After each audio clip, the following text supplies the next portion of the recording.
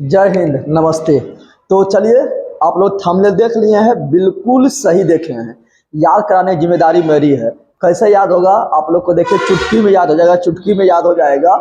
और इसके बाद लाएंगे सिंधु नदी तंत्र, उसके बाद आएगा ब्रह्मपुत्र नदी तंत्र, उसके बाद प्रायद्वीपीय नदी जितना है सबका तंत्र आएगा। उद्गम स्थल, कौन सा बांध है, कौन सा महत्वपूर्ण शहर उपस्थित है, उसके बारे में इंपॉर्टेंट फैक्ट क्या बनता है, A to Z बताते हुए। तो आप लोग का थोड़ा सा जिम्मेदारी ले लीजिए, थोड़ा शेयर कर दीजिए। और जो बिल्कुल नया है चैनल पर सब्सक्राइब कर लीजिए।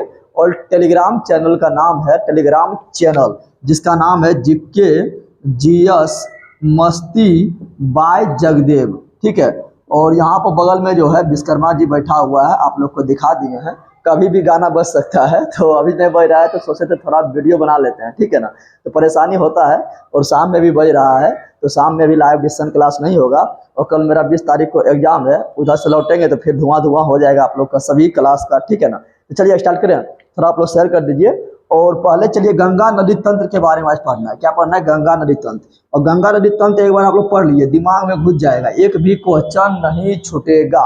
पहले गंगा नदी तंत्र के बारे में पढ़ने से पहले थोड़ा इसके बारे में जान लेते हैं, विशेषता क्या है कि जान लेते हैं, विशेषता थोड़ा जान लेते हैं, जो महत्वपूर्ण फैक्ट बनता है। तो जानते हैं कि गंगा नदी जो है ये भारत की सबसे लंबी नदी, क्या है? भारत की सबसे लंबी नदी पूछेगा कौन है, तो भारत की सबसे लंबी नदी जो है वो गंगा है। कौन है? गंगा है। अच्छा, इसकी लंबाई कितना है? इसकी लंबाई है 25 यानी 2525 किलोमीटर है, 2525 किलोमीटर है। फिर दूसरी फैक्ट बनता है कि भारत का राष्ट्रीय नदी कौन है, तो भारत का राष्ट्रीय नदी, ये सब थोड़ा मतलब फैक्ट जो है वो देख लेते हैं, उसके बाद तो एकदम धुआं धुआं हो जाएगा। तो राष्ट्रीय नदी है गंगा। कौन नदी है? गंगा।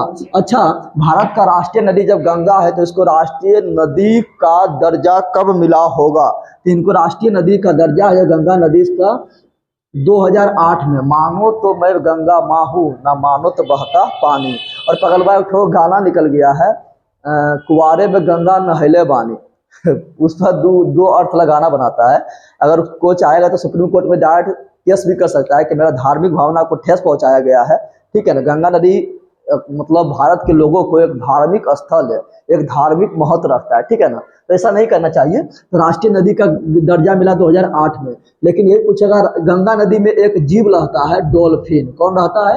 डॉल्फिन नामक जीव रहता है। तो डॉल्फिन नामक जो जीव रहता है ये अंधा होता है। क्या होता है? अंधा होता है। ये मेमेलिया है, मेमेलिया बोले तो स्तनपायी है। तो इसको राष्ट्रीय जलीय जीव का संज्ञा मिला है इसको। तो इसको राष्ट्रीय जलीय जीव का संज्ञा कब मिला है? इसको राष्ट्रीय जलीय जीव का संज्ञा 2009 में मिला है।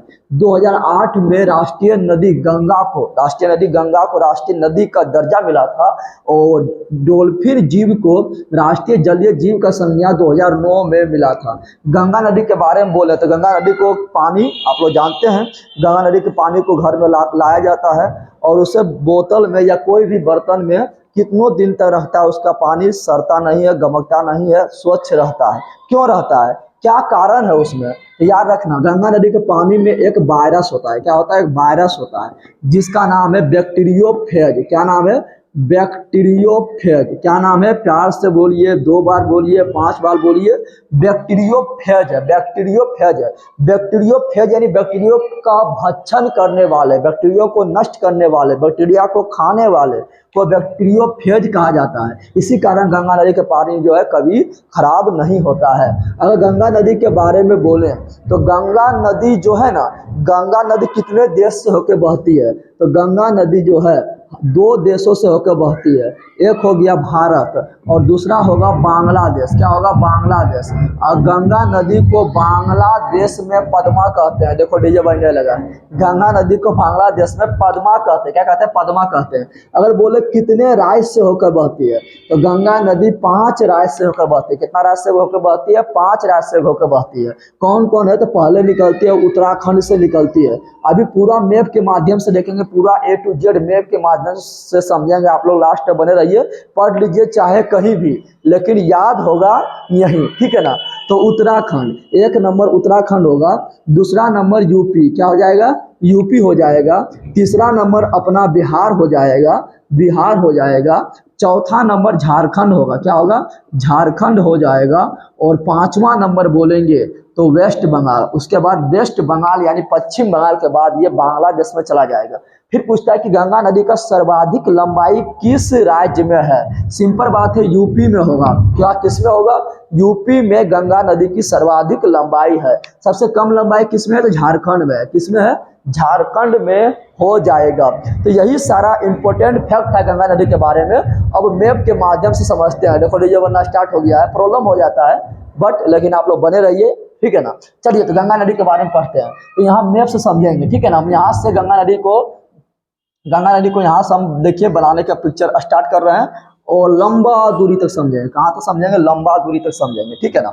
चलिए तो थोड़ा इसको हम ब्लैक से कर देते हैं, ब्लैक से थोड़ा और आप लोग को हाईलाइट दिखेगा। और डिजिटल बोर्ड तो है नहीं कि मतलब, और गंगा नदी तंत्र जो है ये मेन नदी होगा, इसलिए थोड़ा इसको हम दोहरा करके बना रहे हैं। क्या करके बना रहे हैं, दोहरा बना रहे हैं, ठीक है ना। ये हो गया गंगा नदी तंत्र। अब देखिए ये जब बनाने जा रहे हैं तो याद रखिएगा, क्या याद रखिएगा कि इधर से यहाँ गंगोत्री से, क्या बोल रहे हैं, गंगोत्री। गंगोत्री एक स्थान का नाम है और वहाँ पर एक हिमानी है। हिमानी बोले तो ग्लेशियर है, क्या है, ग्लेशियर है। तो गंगोत्री में एक हिमानी है, गोमुख हिमानी। क्या है, गोमुख हिमानी है। वहीं से एक नदी निकलती है जिसका नाम है भागीरथी। देख बाहुबली में आप लोग भी सुने होंगे, ठीक है ना। भागीरथी ही जो है गंगा नदी को, मतलब ऐसा माना जाता है कि भागीरथी जो है गंगा नदी को जमीन पर उतारे थे, ठीक है ना। तो भागीरथी हो गया है। और इधर से ये भागीरथी नदी में इधर से एक नदी आके मिलता है, काफी इंपोर्टेंट है। भागीरथी नदी में थोड़ा ब्लू ले लेते हैं मार्कर, तो ब्लू ले लिए हैं। और ये गोमुख हिमानी है, गोमुख हिमानी मतलब बता दिया ग्लेशियर। अब देखिए यहाँ पर ये भागीरथी नदी हो गया और भागीरथी नदी में आकर एक नदी यहाँ पर मिलती है, ठीक है ना। कहाँ मिलती है, तो ये भागीरथी नदी और ये मेरा है अलकनंदा। प्यार से बोलिए क्या है, तो अलकनंदा नदी है, अलकनंदा नदी है। और भागीरथी नदी एकदम काफी अच्छा समझेंगे, एक भी पॉइंट नहीं छूटेगा। थोड़ा सा धैर्य बना के आप लोग रखिए। ये अलकनंदा नदी है और दोनों जिस स्थान पर मिलती है उसे बोलते हैं देवप्रयाग। क्या बोलते हैं, प्यार से बोलिए, देवप्रयाग। और प्रयाग कुल 5 है, चुटकी में याद करवा देंगे पांचों प्रयाग और कौन नदी कहाँ मिलती है तो प्रयाग बनती है, ठीक है ना। तो ये देव प्रयाग है। और देखिए यहाँ पर ऐसे तो पूछता है गंगा कहाँ से निकलती है, तो बोल देते हैं क्या, गंगोत्री में एक ग्लेशियर है, गोमुख हिमानी से निकलती है, लेकिन वहां से निकलती है भागीरथी नदी। लेकिन देव प्रयाग के बाद ये गंगा कहलाती है। क्या कहलाती है, देव प्रयाग के बाद ये गंगा कहलाती है। लेकिन गंगा के मेन स्रोत जो है इसी को मान लिया जाता है, अलकनंदा को नहीं माना जाता, इसलिए गंगा को उद्गम स्थल हम गोमुख हिमानी ही बता देते हैं। फिर यहाँ देखेंगे तो भागीरथी में एक छोटा सा नदी है, एक छोटा सा नदी है जो इसमें सहायक नदी के तौर पर आके मिलती है, उसको बोलते हैं भिलंगना। क्या बोलते हैं, प्यार से बोलिए, एक बार बोलिए, 10 बार बोलिए, भिलंगना बोलते हैं। भो से भागीरथी, भो से भिलंगना।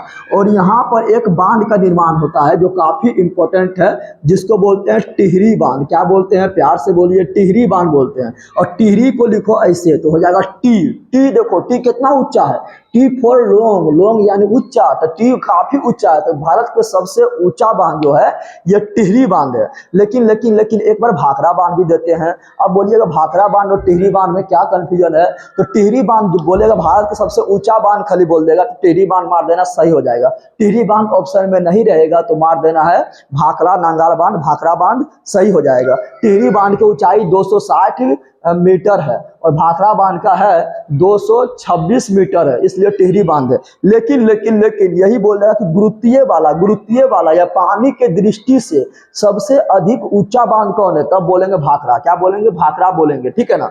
और पिलर के मामला में सबसे ऊंचा कौन है, जो टिहरी है, ठीक है ना, याद रखिएगा। अब देखिए चलो ये सब तो फैक्ट बनते जा रहा है, देखते जाएंगे। तो यहाँ पर हम जान गए भागीरथी और भिलंगना जहाँ मिलती है वहीं पर एक बांध का निर्माण हुआ है, टिहरी बांध बोलते हैं, जो भारत के सबसे ऊंचा बांध है, 260 मीटर ऊंचा है।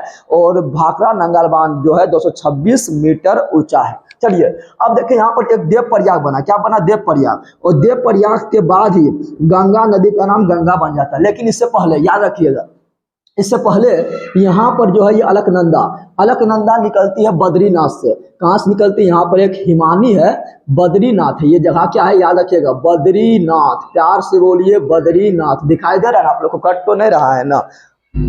हाँ थोड़ा सा कट रहा है तो कोई दिक्कत नहीं, हम बोल दिए हैं बद्रीनाथ। क्या बोलिए? बद्रीनाथ। और बद्रीनाथ में कोई ग्लेशियर होगा जहाँ से निकलती होगी। तो यहाँ पर एक ग्लेशियर है सतोपथ हिमानी। क्या है? सतोपथ हिमानी। प्यार से बोलिए सतोपथ हिमानी। यहाँ पर ग्लेशियर है, ठीक है ना। और यहीं से निकलती है अलकनंदा नदी। और अलकनंदा नदी में अभी 4 नदी आके मिलेगा और 4 ठो प्रयाग का निर्माण करेगा। कैसे यार करेंगे? ध्यान रखिए। पहले विष्णु भगवान को हमको पैर को धोना है। क्या करना है? विष्णु भगवान हमारे घर पधारे हैं, उसका पैर को हमको धोना है।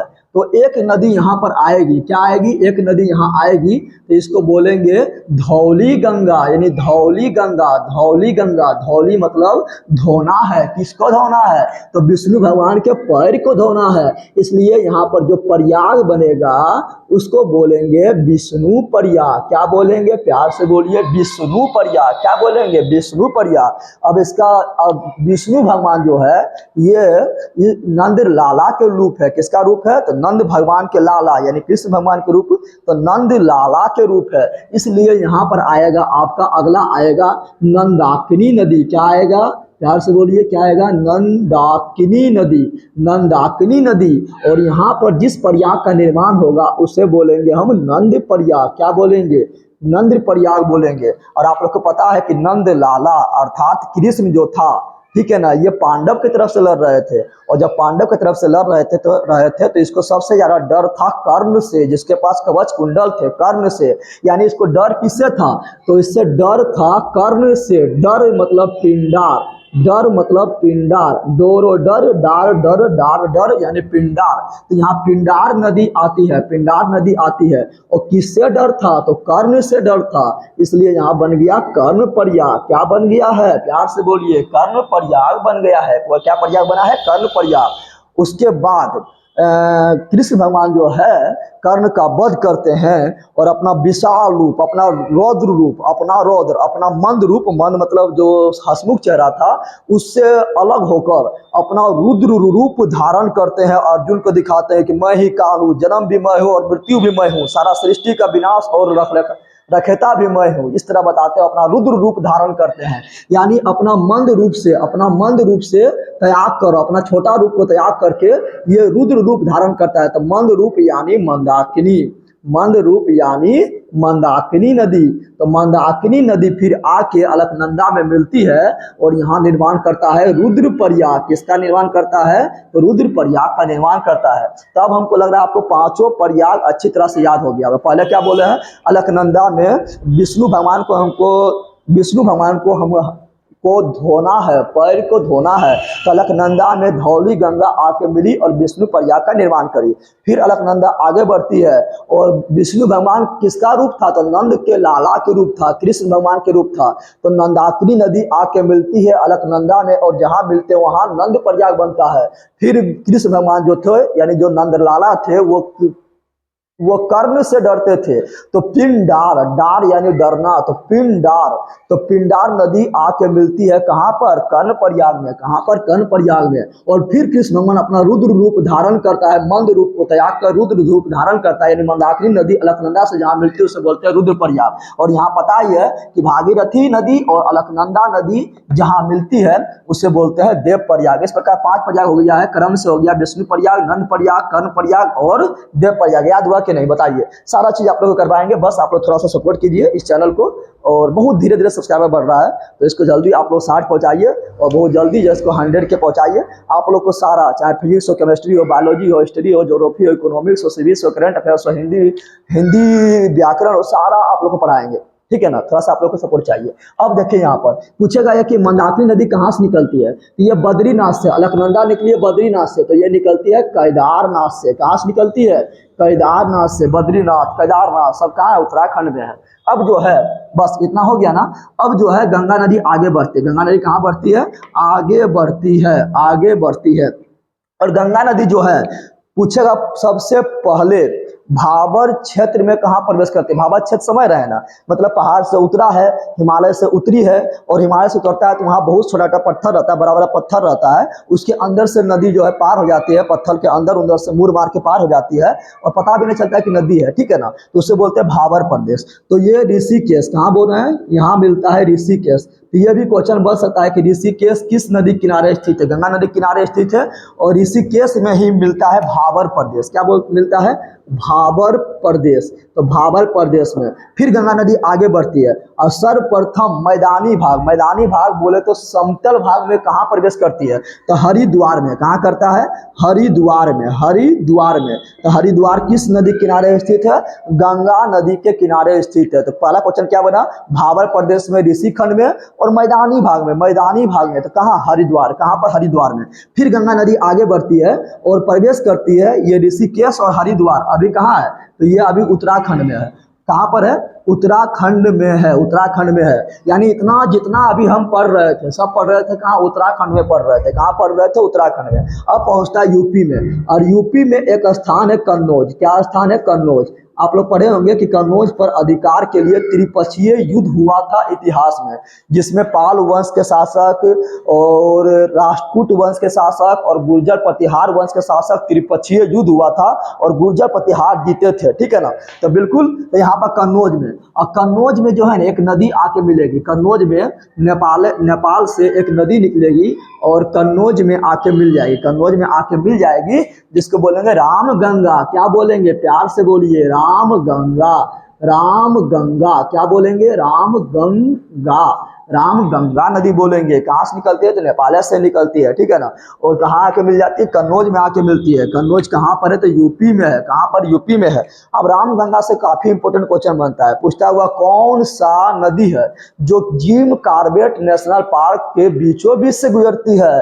तो बोलेंगे रामगंगा नदी। इसलिए तो जिम कॉर्बेट नेशनल पार्क के नाम बदलकर रामगंगा नेशनल पार्क रखा गया है, और ये भारत के सबसे पुराना नेशनल पार्क है।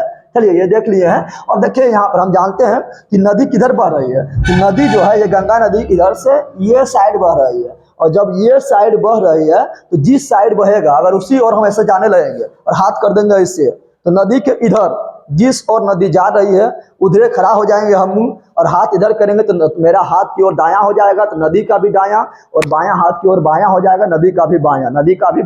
तो आप लोग बता दीजिए कि रामगंगा नदी किधर से आ रही है? तो बायां ओर से। किधर से आ रही है? बाईं ओर से आ रही है। ये सभी किधर है? तो बाईं ओर है। किधर है? बाईं ओर है। किधर है? बाईं ओर है। अब देखिए यहाँ बाईं ओर से बहुत सारा नदी आती है, फटाफट देखिए कैसे ऐड करेंगे। देखिए आप लोग तो क्या बोलेंगे, यहाँ देखिए क्या बोलेंगे? रामगंगा। क्या बोलेंगे?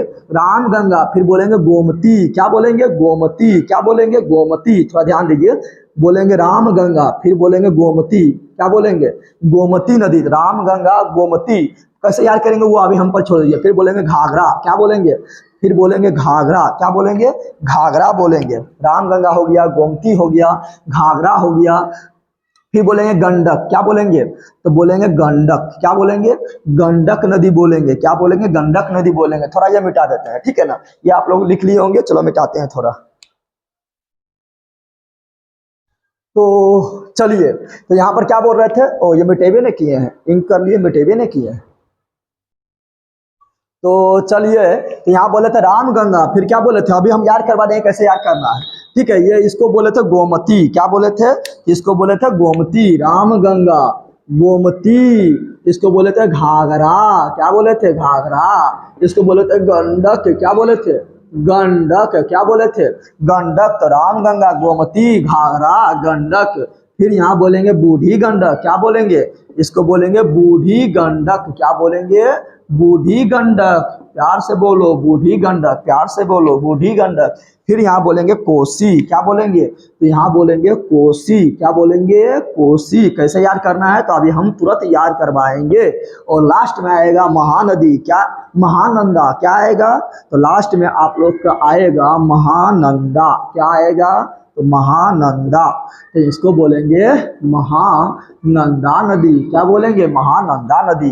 अब देखिए कैसे याद करेंगे। तो याद रखिए कि एगो राम नाम का लड़का था। राम भगवान को हमने बोल रहे हैं, राम नाम का एक लड़का था। क्या था? लड़का था, भगवान का बिल्कुल नहीं, ठीक है ना, भगवान हम लोग का पूज है। तो राम नाम का एक लड़का था, वो गोमती नामक लड़की को देख ली, गोमती नामक लड़की को देख ली कि वो घाघरा पहनी थी, घाघरा पहनी थी। अब उसका मन में जिज्ञासा जगा, आज तो मन एकदम गदगद हो गया। क्या हो गया? गदगद यानी गंडक, गदगद यानी गंडक, ठीक है ना। और वो हो गया बूढ़ी। क्या हो गया? बूढ़ी हो गया। गंडक क्या हो गया? तो बूढ़ी गंडक, बूढ़ी गंडक, बूढ़ी हो गया। अब वो अपने आप को कोसने लगा, ओह जवानी में कितना मजा था, झूठो हम बूढ़ा हो गए, झूठो क्या हो गए?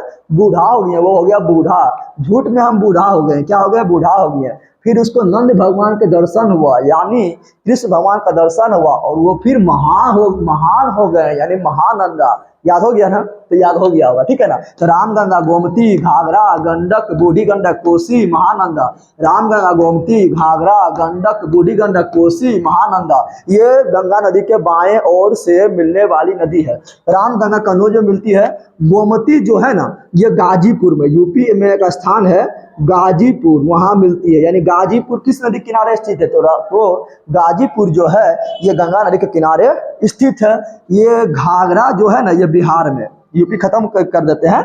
और ये घाघरा जो है ना, बिहार में एक स्थान है जिसको बोलते हैं बक्सर। क्या बोलते हैं? बक्सर। तो वहां पर आके मिलती है कौन? तो घाघरा नदी। क्या मिलती है? घाघरा नदी मिलती है। बक्सर जिला है। राजस्थान के बात बोले तो छपरा। क्या बोलेंगे?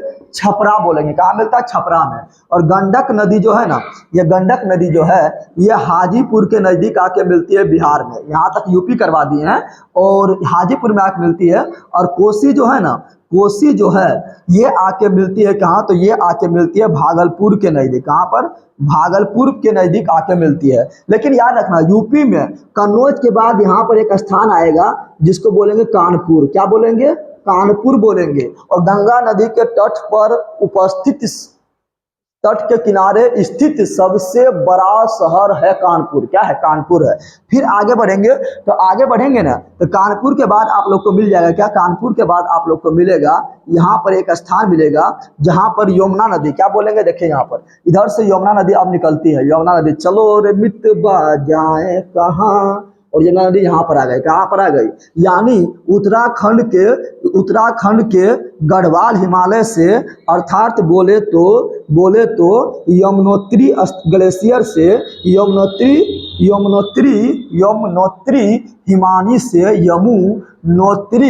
हिमानी से यमुना नदी निकलती है। किधर से निकलती है? तो दाईं ओर से निकलती है। और यहाँ पर, कहाँ पर?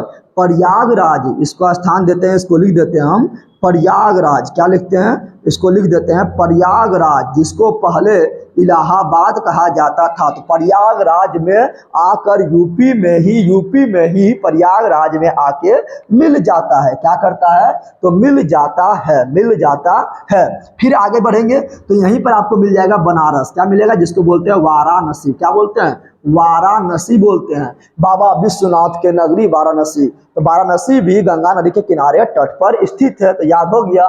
बताइए, तो अथी ऋषिकेश गंगा नदी किनारे, हरिद्वार गंगा नदी किनारे, कन्नौज गंगा नदी किनारे, यहाँ पर हो गया कानपुर गंगा नदी किनारे, प्रयागराज गंगा नदी के किनारे, गाजीपुर गंगा नदी किनारे, वाराणसी गंगा नदी किनारे, छपरा गंगा नदी किनारे, पटना भी आएगा, अभी बताएंगे, पटना गंगा नदी किनारे, हाजीपुर गंगा नदी किनारे, भागलपुर गंगा नदी किनारे। तो बस हो गया। लेकिन याद रखेगा, यमुनोत्री जब निकलती है उत्तराखंड से, उसके बाद यमुनोत्री जो है दिल्ली, क्या बोलते हैं? तो दिल्ली से होते हुए आगरा से दिल्ली हो गया, मथुरा हो गया। क्या हो गया? मथुरा हो गया, आगरा हो गया। क्या हो गया? आगरा हो गया, इटोवा नामक शहर। क्या बोल रहे हैं? इटोवा नामक शहर। ये सभी से होते हुए लास्ट में जो है कहाँ पर? तो लास्ट में जो है प्रयागराज में आके गंगा नदी से मिल जाती है। दिल्ली, मथुरा, आगरा, इटोवा, ये सभी किस नदी किनारे स्थित है? तो सिंपल बात है, यमुना नदी किनारे स्थित है। अब देखिए, यमुना नदी का भी पूछेगा, बताओ कि गंगा की सबसे लंबी सहायक नदी कौन है? तो सिंपल दिख रहा है, यमुना नदी। कौन नदी? यमुना नदी। और ये किधर से जब मिल रही है? तो ये दाईं ओर से मिलने वाली नदी है। और यमुना का भी कुछ सहायक नदी होगा। जैसे अभी हम बता रहे हैं गंगा का सहायक नदी ये सब है जो डायरेक्ट जाके गंगा में मिल रहा है, वो गंगा का सहायक नदी हुआ। लेकिन यमुना का भी तो कोई सहायक नदी होगा ना। यमुना में याद रखिएगा आप लोग, 3 नाम काफी इंपोर्टेंट है। एक याद रखिएगा चंबल, क्या रखिएगा, चंबल, क्या, चंबल। एक नाम याद रखिएगा सिंध, क्या रखिएगा, सिंध, संबर सिंध। एक नाम याद रखिएगा बेतवा, क्या रखिएगा, बेतवा, संबर सिंध बेतवा। और एक नाम केन, क्या रखिएगा, केन। तो यहाँ पर देखिए हम क्या बोले, इसको बोले हैं चंबल। क्या बोले, प्यार से बोलिए चंबल नदी, प्यार से बोलिए चंबल नदी। इसको क्या बोले, चंबल का बेटा यानी बेतवा, चंबल का बेटा यानी बेतवा। के है यानी केन, के है यानी केन। तो चंबल सिंध, सिंध छूट गया। संबल और सिंध के बेटा, संबल और सिंध के बेटा, बेटा, संबल और सिंध के बेटा यानी बेतवा। के है, पूछेगा के है तो केन, क्या हुआ, केन। तो चंबल सिंध बेतवा केन, चंबल सिंध बेतवा केन किसकी सहायक नदी है, तो ये सहायक नदी है किसकी, तो ये है यमुना का सहायक नदी। 6 मंडल में आपका जोरदार से बारिश होने लगा है, तो थोड़ा आवाज में प्रॉब्लम होगा, लेकिन होने नहीं देंगे, हम जोर से बोलेंगे जय माता दी। तो चंबल सिंध बेतवा केन ये यमुना का सहायक नदी है। और चंबल जो है यमुना की सबसे लंबी, यमुना की सबसे लंबी सहायक नदी, सबसे बड़ी सहायक नदी है कौन, तो है चंबल नदी है। कौन नदी है, चंबल नदी है। और गंगा की सबसे लंबी सहायक नदी है यमुना, क्या है, यमुना। चंबल ये कहाँ से निकलती है, एमपी से। ये भी कहाँ से, बेतवा, सिंध कहाँ से निकलती है, एमपी से। बेतवा कहाँ से निकलती है, एमपी से। केन कहाँ से निकलती है, एमपी से। कहाँ से निकलती है, एमपी से। और चंबल के बारे में पूछता है, तो चंबल जो निकलती है ना, तो चंबल निकलती है एमपी से। चंबल का डाकू, चंबल का डाकू काफी फेमस था, जहाँ बिहार का निर्माण होता है, गड्ढा में काफी बड़ा बड़ा होता है, और उसी से तो बहती है नर्मदा नदी। तो बिहार में जो है डाकू रहता था, वो जान ले लेता था, क्या लेता था, जान। तो जाना पावा पहाड़ी, क्या बोलेंगे, जाना पावा पहाड़ी। तो इसके बारे में पूछता है कि चंबल नदी कहाँ से निकलती है, तो जाना पाव पहाड़ी एमपी से निकलती है। सिंध कहाँ से निकलती है, तो ये निकलती है मध्य प्रदेश से निकलती है। और मध्य प्रदेश में जगह है, एक जिला है वहीं से निकलते, जैसे बोल सकते हैं बिंद पर्वत, कहाँ बोल सकते हैं, बिंद पर्वत से।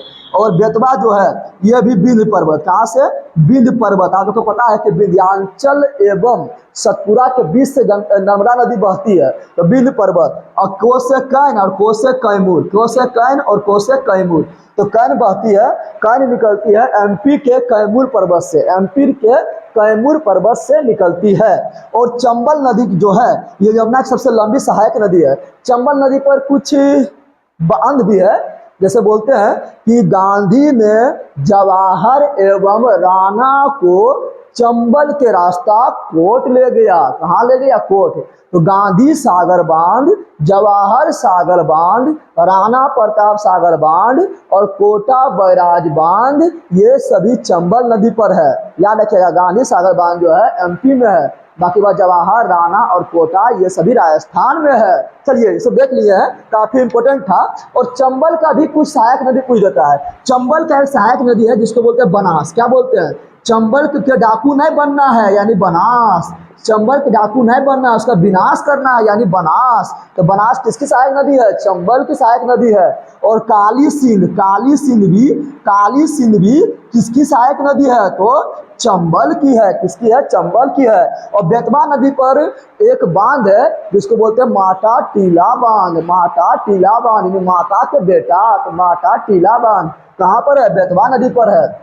अगर हम बोले यहाँ छूट गया था थोड़ा, गोमती नदी जो है ये सभी आता है, ये सभी नदी निकल रहा है कहाँ से, ये सभी नदी निकल रही है नेपाल से आ रही है। कहाँ से आ रहा है, नेपाल से आ रही है। लेकिन ये गोमती नदी एकमात्र नदी है, गोमती नदी एकमात्र नदी है जो भारत में ही निकलती है और मैदानी भाग से निकलती है, पहाड़ से नहीं निकलती, इसलिए इंपॉर्टेंट हो जाता है। तो गोमती नदी कहाँ से निकलती है, तो ये निकलती है पीलीभीत। कहाँ से निकलती है, पीलीभीत में एक स्थान है फुलहल झील। क्या है, झील कैसा है, तो फुलहल झील है। तो फुलहल झील से निकलती है, फुलहल झील से निकलती है। और घाघरा का जो पहले नाम होता है शारदा होता है। क्या होता है, बोलेगा शारदा नदी कौन है, तो घाघरा ही है जिसका नाम होता है शारदा। क्या होता है, शारदा।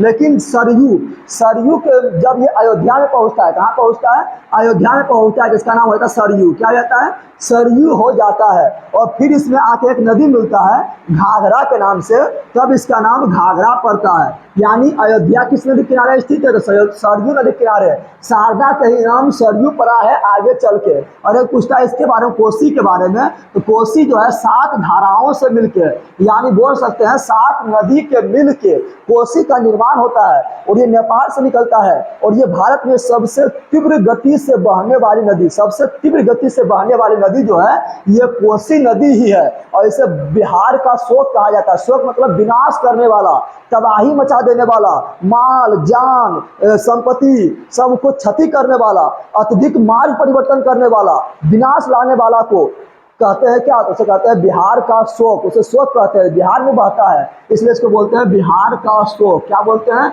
बिहार का शोक कहा जाता है। अच्छा, इसके बाद में पूछता है कहाँ से निकलती है? तो ये निकलती है नेपाल के गोसाई धाम चोटी से, नेपाल के गोसाई धाम चोटी से निकलती है। अब देखिए ये हम देख लेते यमुना, क्या देख लेते? यमुना। यमुना में भी, यमुना के ये जो है ये चंबल हो गया, सिंध हो गया, बेतवा हो गया, केन हो गया, ये दायां ओर से सहायक नदी था। लेकिन इसमें बायां ओर से क्या बोल रहा है? बायां ओर से इटोबा, बायां ओर से इटोबा में भी एक नदी आके मिलती है जिसको बोलते हैं हिंडन नदी। क्या बोलते हैं? हिंडन नदी। यानी हिंडन भी यमुना की सहायक नदी है, हिंडन भी यमुना नदी की सहायक नदी है। और यहीं पर एक नदी और आके मिलती है, टोंस नदी। तो इसको बोलते हैं उत्तरी टोंस। क्या बोलते हैं? क्योंकि उत्तर में है तो उत्तरी टोंस बोलते हैं। उत्तरी टोंस भी यमुना नदी की सहायक नदी है। टोंस और पढ़ाएंगे, वो उसके नीचे पढ़ाएंगे तो दक्षिणी टोंस हो जाएगा। तो ये सब हम देख लिए हैं। क्या? तो यहाँ यमुना नदी हो गया, ठीक है। अब देखते हैं आगे। अब आगे देखेंगे तो आगे जो नदी आएगा वो आएगा क्या? तो यहाँ पर जो है, यहाँ पर एक नदी आके मिलेगी। कहाँ पर? तो यहाँ पर एक नदी आके मिलेगी जो टोंस है, तो ये दक्षिणी टोंस है। बता दिए कि उत्तरी टोंस जो है ना, उत्तरी टोंस जो है ये यमुना की सहायक नदी है, और दक्षिणी टोंस जो है ये किसकी सहायक नदी है? तो ये जो है ना, ये जो है दक्षिणी टोंस जो है ये गंगा नदी की सहायक नदी है। लेकिन यहाँ पर पटना के पास, यहाँ पटना है, बता दिए पटना भी गंगा नदी किनारे स्थित है। तो पटना के पास एक नदी आके मिलती है जो सोन नदी। कौन नदी आके मिलती है? सोन नदी आके मिलती है। निकलती कहाँ से है? एमपी से निकलती है। एमपी में कहाँ से निकलती है? तो अमरकंटक की चोटी से। कहाँ से निकलती है? अमरकंटक की चोटी से निकलती है। अमरकंटक की चोटी से निकलती है सोन नदी। और अमरकंटक की चोटी जो है ये अमरकंटक की चोटी से एक नदी और निकलती है मध्य प्रदेश में ही, उसको बोलते हैं नर्मदा नदी। और नर्मदा नदी जो है लास्ट में विंध्याचल पर्वत और सतपुरा पर्वत के बीच बहते जाके कहाँ गिरती है? तो अरब सागर में जाकर गिर जाती है। और ये डेल्टा का निर्माण नहीं करता है बल्कि ज्वार का निर्माण करता है। ज्वार नदमुख बोलते हैं, एस्चुरी बोलते हैं, नर्मदा एवं ताप्ती, ठीक है ना। तो अमरकंटक से 2 नदी, एक चल गया उत्तर में, चल गया पटना में आके बिहार में मिल गया, और एक इधर नर्मदा नदी चल जाता है कहाँ? तो जाके अरब सागर में गिरती है। तो ये हम देख लिए सोन, ठीक है। अब देखिए लास्ट में हम देखेंगे क्या? तो लास्ट में जो है ना ये नदी जब वेस्ट बंगाल में पहुंचती है, कहाँ पहुंचती है? वेस्ट बंगाल में पहुंचती है। तो वेस्ट बंगाल में एक यहाँ बांध मिलता है जिसको बोलते हैं फरक्का बैराज। क्या बोलते हैं? फरक्का बैराज बोलते हैं। क्या बोलते हैं? फरक्का बैराज।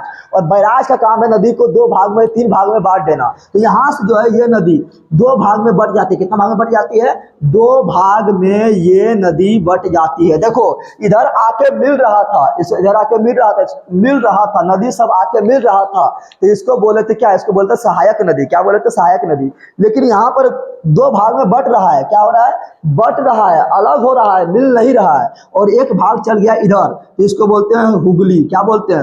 हुगली नदी कहा जाता है। हुगली नदी कहा जाता है। कहाँ से? फरक्का बैराज से। और हुगली नदी में ही छोटा नागपुर पठार से एक नदी निकलती है और आके हुगली नदी में मिल जाती है जिसको बोलते हैं दामोदर नदी। क्या बोलते हैं? प्यार से बोलिए, दामोदर नदी कहा जाता है। दामोदर नदी कहा जाता है।